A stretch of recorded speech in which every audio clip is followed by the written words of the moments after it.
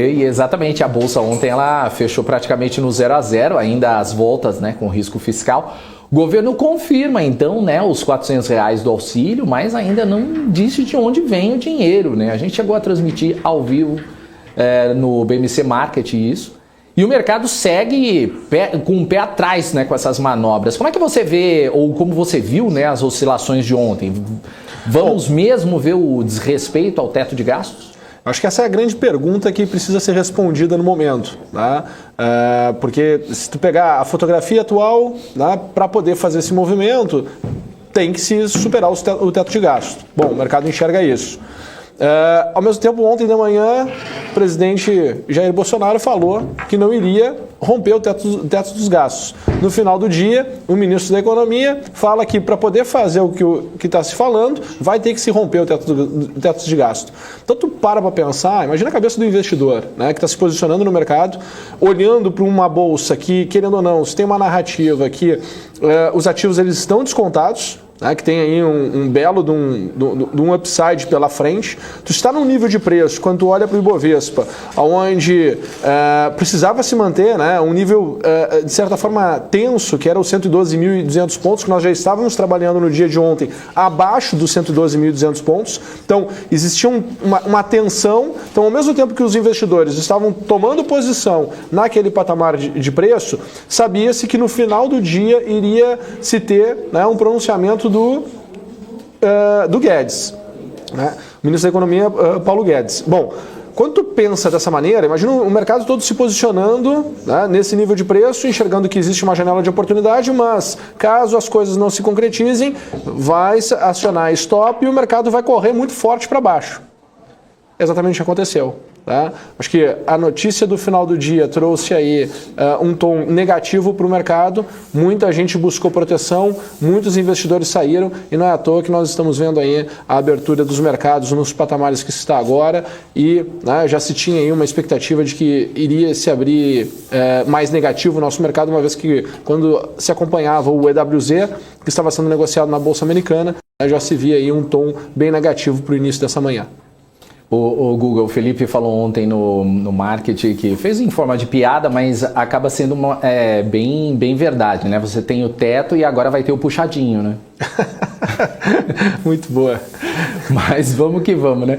E o que você está projetando para hoje? Vamos seguir o mau humor dos mercados internacionais? Vamos lá, vamos olhar o que eu estou olhando para hoje, para o Ibovespa e para o índice futuro. Começando aqui pelo Ibovespa, né, eu gosto de relembrar que nós tivemos um ano de correção e seria muito importante, né, que nós conseguíssemos nos manter acima desses 112.200 pontos. Tá? Eu acho que esse era o grande desafio ainda de curto prazo. Tá? Eu acho que a esperança é a última que morre. Apesar de nós já estarmos trabalhando aqui num tom bem negativo, eu vou mostrar para vocês, a gente acabou que o mercado hoje abriu naquele pior cenário que eu tinha traçado no dia de ontem, no nosso pre-market, Daniel. Mas ainda estou aqui acompanhando, né, e torcendo que a gente possa se manter acima dos 112.200 pontos. Nós já estamos, né, desde 2016 na maior correção em tempo, tá? E segunda maior em preço. Nós só perdemos em preço para a correção que se teve no ano passado, né, em função de todo aquele movimento no início do ano em função do Covid-19. Tá? Então, em preço, nós estamos na segunda maior correção desde 2016, em tempo, a maior correção desde 2016. São duas informações bem importantes. Tá? Estamos perdendo aqui a chance de entrar num movimento de alta mais intenso. Tá? Queria muito que o mercado tivesse diminuído a volatilidade acima desses 112.200 pontos. Não conseguiu diminuir a volatilidade, pelo contrário, volta a aumentar a volatilidade. Nós vínhamos aqui num processo de redução, volta a aumentar nesses últimos 2 pregões. Tá? Então volta a aumentar a volatilidade, então ainda se está num ambiente de incerteza. Quando eu olho aqui para o nosso índice futuro, ontem eu tinha marcado para vocês, tá? A gente tinha conversado, e a minha projeção que eu tinha aqui para o índice futuro, para ontem, né, era que se nós entrássemos num ambiente muito negativo, nós teríamos a chance de voltar aqui para os 108.500 pontos. Tá? Acho que o mercado estava brigando, tentando se manter aqui acima dos 111.500 pontos, não conseguiu, tá? E aí no final do dia acelerou toda essa movimentação e aí tudo me indicava que a gente poderia ter esse movimento de ajuste rápido até os 108.500 pontos. Para mim, se nós viermos a fazer novas mínimas em relação à mínima de hoje, que já se fez aqui na abertura, o espaço é para ir para 105.500, ou seja, vai se acionar mais stop, o movimento tende a se intensificar, o tom não é positivo, tá? Acho que toda essa movimentação de rompimento de teto dos gastos se mostra, né? Mais gastos, mais dívidas, mais juros, mais inflação. Então, um movimento que já estava acontecendo, né, de troca de posição de renda variável para a renda fixa, tende a se intensificar. Aqueles investidores, principalmente de fundos multimercados, que estavam esperando o mercado ter um certo repique, ter um certo respiro para poder fazer esse movimento, imaginando que as coisas poderiam se acalmar no curto prazo, né? Acaba que, como não está se acalmando, se sentem também estimulados a zerarem suas posições. Isso faz fluxo, isso gera movimento, gera, né, intensidade, e aí eu acredito que o mercado possa ir buscar os 105.570, tá?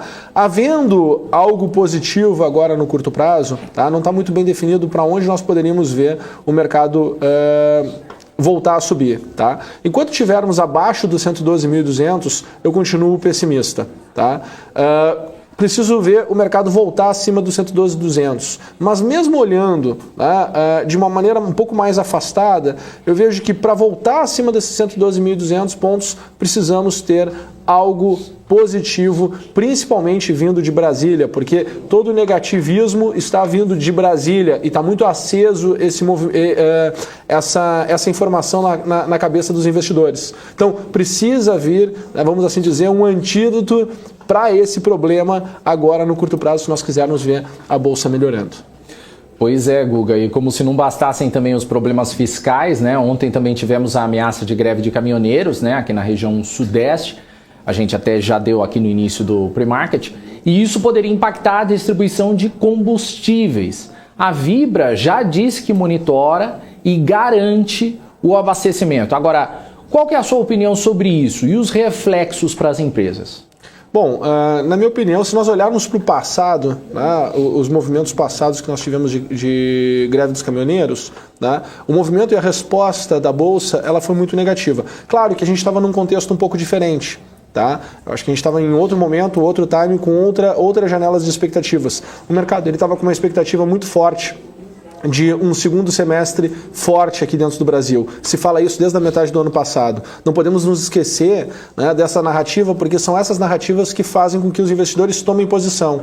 Então, o fluxo, né, ele veio com uma determinada expectativa. Essa expectativa não se concretizando em um cenário diferente faz com que a Bolsa, né, ela acabe se movimentando mais forte. Ok, havendo correção, lá na frente vai ter um outro cenário, um outro contexto, isso vai ser uma janela de oportunidade? Sim, mas também a gente tem que entender que essa mudança de curto prazo, ela demora um pouquinho para se equalizar num determinado nível de preço. Tá? Uma greve de pô, nesse ambiente, nesse cenário, nesse contexto, seria algo que iria estimular ainda mais a correção do mercado. Tá? E aí é mais ou menos assim, imagina uma pessoa descendo ladeira abaixo, e aí tu vem e tu empurra ela, né? Ela já vem num movimento, já vem numa certa velocidade, numa determinada direção, um empurrão só vai potencializar, né? Só vai ganhar velocidade. Então a gente tem que entender isso. Uma notícia ruim agora, nesse momento, só intensifica o processo de correção.